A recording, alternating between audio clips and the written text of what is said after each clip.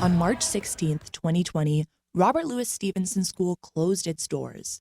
As the COVID-19 pandemic spread around the world, the private boarding school in Pebble Beach, California, sent its students home.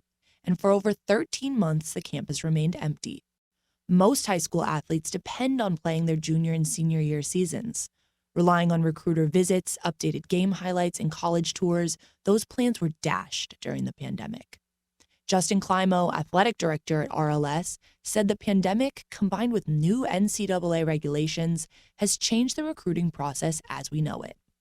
The decision by the NCAA to give everybody that wanted to an extra year, coincidentally landing at the same time as the transfer portal concept, has basically taken away the majority of high school athletes' opportunity to go play collegiate athletics directly out of high school, unless you are a top 100 athlete.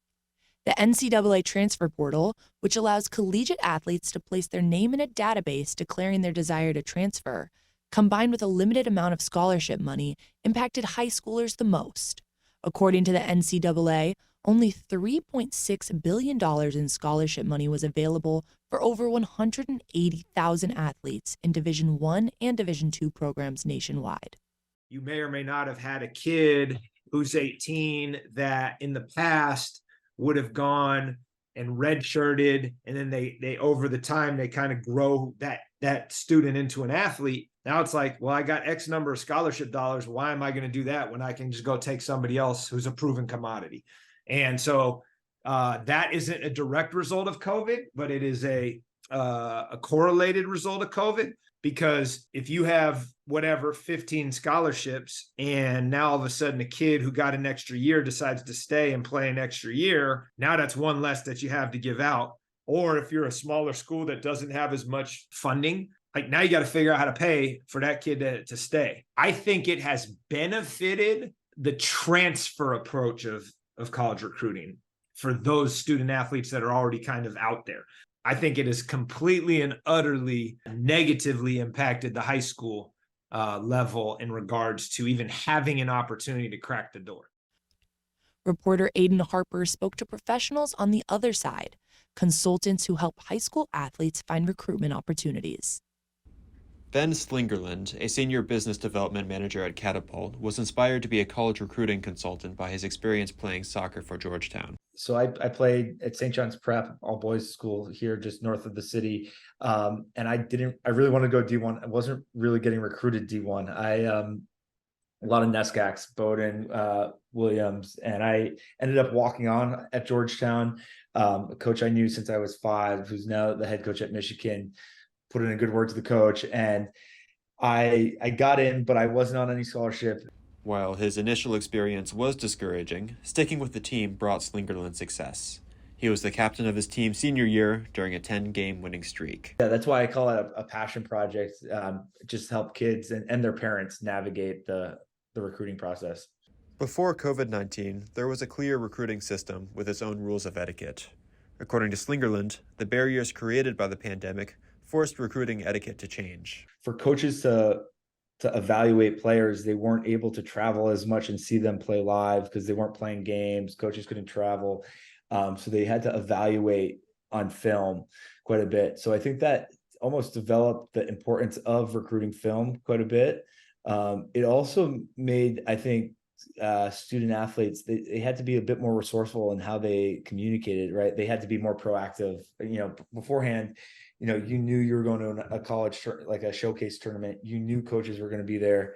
Coaches would contact you after. Now it's like, hey, I want to go to XYZ. You got to reach out. You got to send your film. You got to get it on the phone. Slingerland says his experience indicates this change will be a new norm. Reporter Cheng Hao Yang spoke with Maggie Zhu, an international student athlete competing for Denison University, about how her experience training and competing in college changed during the pandemic. Maggie Zhu, a Denison University student, has been fencing for over 6 years.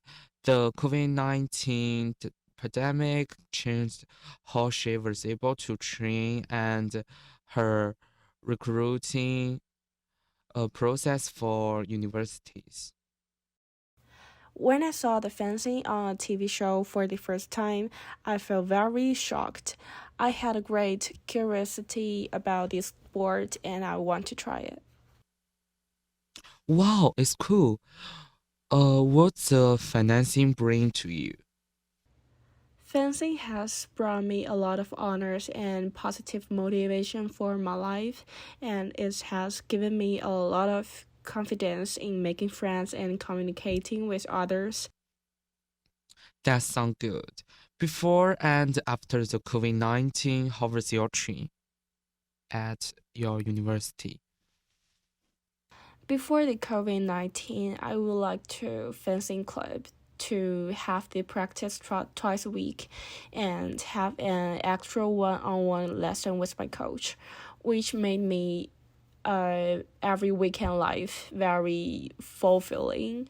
After the COVID-19 began, the fencing club was closed and I had no conditions to practice fencing, and I had to maintain my physical strength at my home by using the treadmill and jumping rope. College athletic departments, much like high schools, underwent major changes to their recruiting efforts during the pandemic. Shelby O'Brien has more. Taking a look at how collegiate-level athletics have changed post-pandemic, there are noticeable trends to keep in mind. Prior to the pandemic, most college and university athletic programs had the opportunity to travel and scout out potential recruitments. High school players also had the opportunity to participate in an official college visit.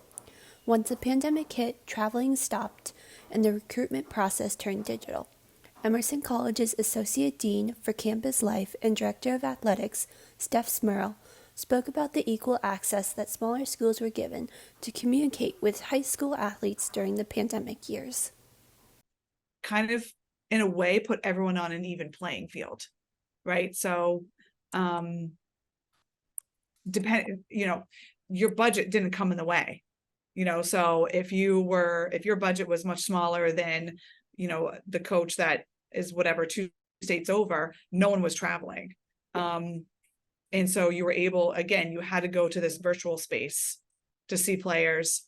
As high school level athletes made the transition to play at the collegiate level during the pandemic, colleges and universities have found that the ways in which they support their student athletes has remained the same. Florida State University's Senior Associate Executive Athletic Director, Douglas Walker, said that he is impressed by students' ability to take charge of their lives and the outcome. And it's refreshing to see the kids who have come here, some of them who are in their first year playing for us and are having success and left situations where they weren't successful. It's gratifying to see kids experience that. They all work so hard. They're all so driven. And one of the things I think most of us that work in college athletics, part of the reason we like to work in college athletics is because you see people every day who are really trying to maximize their potential. They're constantly pushing themselves to the limit. And it's good to see when people get positive results from that and the things they learn about themselves through the process, even if they don't get positive results, the growth that occurs, being in a competitive, challenging environment like athletics, I think is a tremendous value to society because of that. There aren't many things that challenge you the way an athletic endeavor does, a competitive endeavor does. So I think that's the thing. That was probably true before the pandemic, but it's only become more evident now and seeing the amount of people who have changed their circumstances, come through some trouble, come through some trials, some struggles, and found a new opportunity. I think it's a great thing. High school and collegiate athletic worlds continue to change form and adapt in a post-pandemic world. With technological advances and progressive NCAA regulation changes, COVID-19 changed the landscape for student athletes around the world. Thank you for tuning in to Time Out, Sports After COVID. From Boston, for WEBJ, I'm Faith Pinot.